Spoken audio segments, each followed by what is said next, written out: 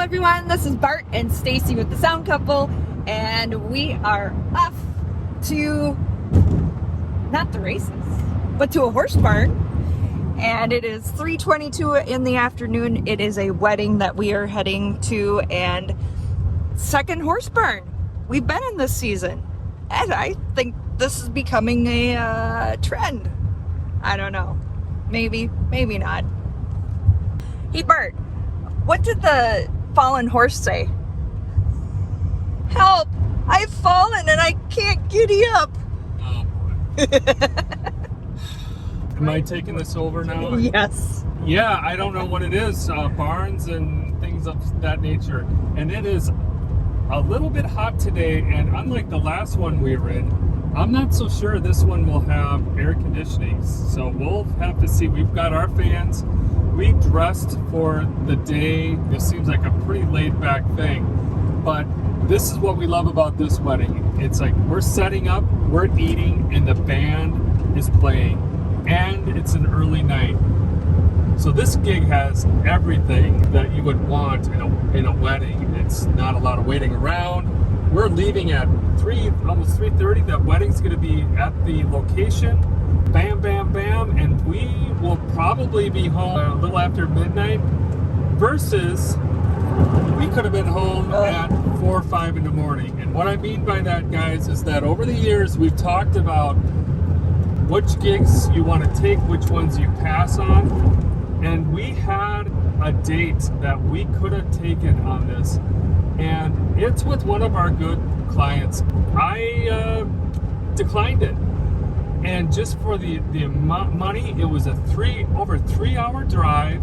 The money was when you factored in, we would have probably left about 1 in the afternoon. We would have got home at 4 or 5 in the morning. It is hot as hell today. We would have got home and it just didn't. I tried to make sense of it, and it just didn't make sense on it. I don't like turning down gigs, especially from folks we like to work with, but I did, and now, voila, we got another gig for more money, for a half hour from home. Sometimes you just gotta have faith that things are gonna work out, and they did. With that, I'll just kind of clue in a little bit. You've probably seen a lot of different types of gigs we've been doing from previous gigs, and we've checked in on our books. Our money is way up, our fuel is way down, meaning less miles on our van. We're getting more time back in our lives. It's working, and we need to make some money this year because we spent a lot of money this year. So speaking of investment and spending, so up to a couple years ago, I was like, oh, these in-ears, if people want in-ears, they either the band has to have them, or we kind of sneaked in with some of our ear mixes, or we'll give them a wired one. But if they want anything more than that, they're going to have to provide that. I'm going to say, as of today, that table is officially turned. As a sound provider, if you're not providing an option for in-ear and for wireless, I'm going to say that you need to get up to speed. It took us a while. First of all, it's always better if the band has their system, but that's not always the case. But I'm noticing that with the younger musicians, especially, they're opting for the ears. And what's good about that is that it makes our job easier. Our job easier in the sense that the stage volume is more manageable. We're hauling in less wedges and giving them their ability to control the mix. That is the silver bullet in making this all work. If you got to sit and try to dial in 3-4 in-ear mixes, it's not going to work. But if you give them a device, or they have a device where they can just dial in their own mixes, we're making this go really quick. So for today, we're providing 2 wedges for the singers and then 4 mixes. Stacy, I just concerned a little bit that I don't know if they made accommodations for the heat today, but I guess we'll find out when we get there. Stacy and I, we've been through a lot. We can handle just about anything, and this should be a good one, guys. We'll see you when we get there. Okay, you got a funny grin on your face, my dear. It'll be. It's a barn and a trailer. I assume you got that Are you going. okay with Because with the Yeah, doors. We're gonna, no, I'm not. Okay. We're gonna have to end up pulling around. Okay. We're not gonna need much for a PA because we're playing to the short side of the room. So it's gonna be loud and tinny, and good thing we do have the ears we got, and we're really testing our transmission the last couple of gigs, Stacy. That's for sure. Man. Oh, man. Okay, here we are. I think we're gonna go one-on-one. Stacy likes to exist under trailer hitches. Not my first rodeo. But we're just gonna go with a single sub and a main. I don't know what we're gonna do for backlighting, if we got room to put a tree in here. Probably. I think we could maybe squeeze one in there. It's 4:30. We got things pretty much framed in. The band will be showing up in about an hour. So our goal here is to be set for that. It's a little bit tight. Stacy's moving a little bit slow. She tweaked her back the other night. That's kind of slowing us down a little bit, but the ceremony is going on, or it's wrapping up. Not sure where. It's either over there or way back there. We've seen different things, and then people, I'm guessing, they're supposed to be out there, but you know how people are. They will probably end up coming in here too. So the time that we were allotted for setup, I think, is going to become a noisy room. That's just my pessimistic self, but been doing this enough to know how these things go. And we learned from our last tin building that our dongles don't work the best. So Stacy is going to hardwire today, huh? Yes, hardwire. All right, everybody, it's 5:23 and we are still setting up. Obviously, drummers here. As predicted, people have migrated into the building, which isn't my favorite scenario, just because I feel like we're not allowed to do what we need to do without causing somebody displeasure. And frankly, we're not getting the warmest reception here so far, so I don't know what the vibe here is yet. Nobody's very happy to see us or let us know they are so far. Okay, we are going with a couple of ear mixes on wireless tonight, and this is a new stand we bought, and it's the clamp, and it's exactly for things like this. We got the ear mix down there, so this allows us to get the antenna up where we need to without having to move the unit where it needs to go. And having this clamp here, I'll link to that, is just a nice option. The most wealth and happiness life has to offer. To the happy couple. Cheers!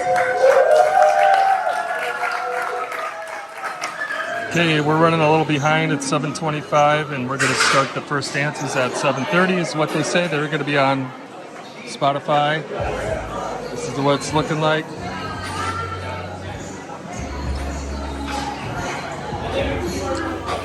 Decided to just go with one stage box because the stage is so shallow, and putting it in the middle, we don't have a ton of channels, so we just went with our 6-channel analog stage box. Stacy ran it up there and plugged in the keys and the bass and the guitar. Got drums over here, and that's about it.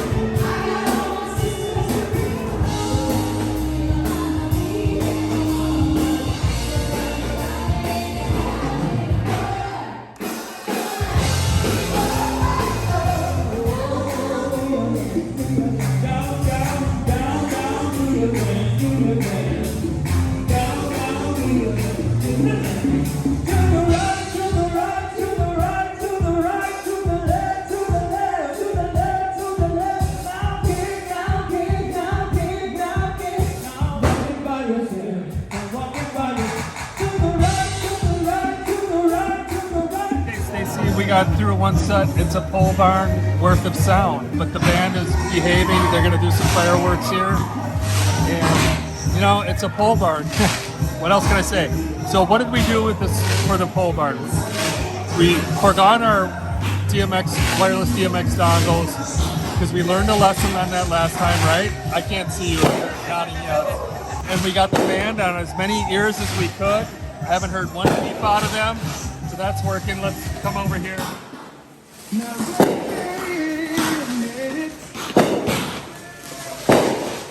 And then the other thing we did is we got a little bit creative, and I'm sure this is probably not the first time many of you have had to do this, but we put the drummer down at the end. So this is kind of it's pretty luxurious up here.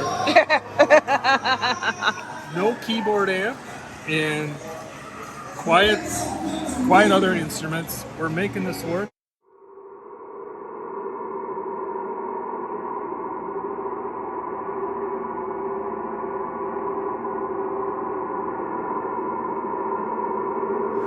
We got the Shure antenna here, that's working.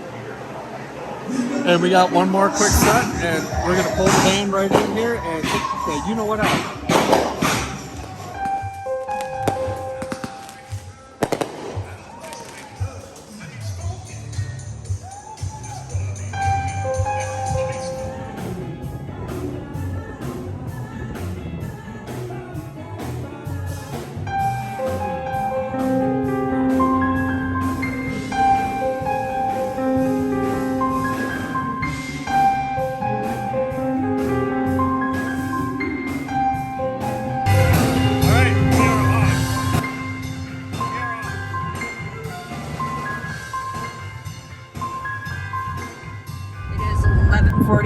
We were packed up and everything in exactly 1 hour, and shut this off. That was our night. Yeah, I think Stacy and everyone, we're gonna shake this last week off.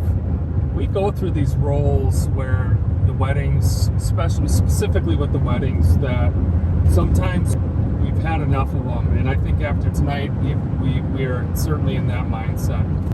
So last week we had the volume issues. This week Bart was threatened physically to shut it down. So there's a first for us. Really totally uncalled for. There was a brother-in-law that needed to go away. I don't even know what to say, you guys. I will say this. The groom was extremely nice. Yes. Seems like a really nice guy. Apologized. That aside, I had a bad vibe just going into that room. I just had a bad feeling when we got there. Just kind of the way we were. I think I actually mentioned that earlier, to be honest. Yeah, no, I did. I was like, I just had a weird comments. Vibe. Huh? And comments that were said too. And some comments, yeah. But the whole thing was just, here's what I got the sense. I got the sense that there were people there that really wanted us to be there, and then there was another side that really didn't want us to be there, meaning the band. And had no idea or concept what it took to get a band up and going either. Yeah, and there was just some either unhappiness about the fact that we were with what they went with, and then in combination had no clue. And just based on my prior comments, you could guess who that was. He ran extra power in there for us. I mean, he had a buddy that put those steps together and all that. So I don't know if these folks will ever see this video. I ever doubt it. That was by far the most memorable wedding we've ever been to for all the wrong reasons, unfortunately. I was threatened, and I've never wanted to get out so bad in my life. We were staying away from him as much as we could. I don't know, man. This one takes it to a whole nother level. We're glad to be out of there. Like I said earlier, we got to shake this one off. We got to shake the last weekend off, and we're going to go into the next one and just go in with a fresh attitude. So we just wanted to add a couple things. We're home here now, and we're just doing a couple follow-ups. So I just want to try to make sense of what really happened here today. Number one, it was very hot. And I was surprised that they didn't have more fans or more ways of cooling that pole barn. It was really hot and humid in there. It was a pole barn. It was a live band. They had a bar outside and they had some seating, but then we were talking about, well, why wasn't anybody dancing? And it's like, anytime you got a miserable building, it was better outside. The bar was outside. The band was playing in a pole barn. We were playing to the short side, and we're the ones getting blamed, or was getting blamed. I was getting accused of ruining the reception, that people were outside because it was too loud. Now, was it loud? It was loud. However, I clocked it after I brought it down. We're about 85, 90. But the pole barns are tough. And I think as we're looking at the types of gigs we want to do and where we can be set up for success, I think pole barns are a failure. The next time, we'll think about that a little bit and go, you know what? Do we really need to do a pole barn again? Because that's the other thing, is people just don't understand acoustics and all that. And I'm not going to sit there, especially this guy was big guy. He was the no shirt in overalls, probably 6'4", almost 300 pounds or whatever, huge guy. I'm not going to sit here and try to explain the laws of sound physics to him. So I just wanted to throw that in there. And drunk. He was drunk. Yeah, and drunk. Music and the bands can get hit with a lot of the blame when there is so much more to the human psyche of what makes things work. And tonight we had a lot going against us. Good night this time for sure.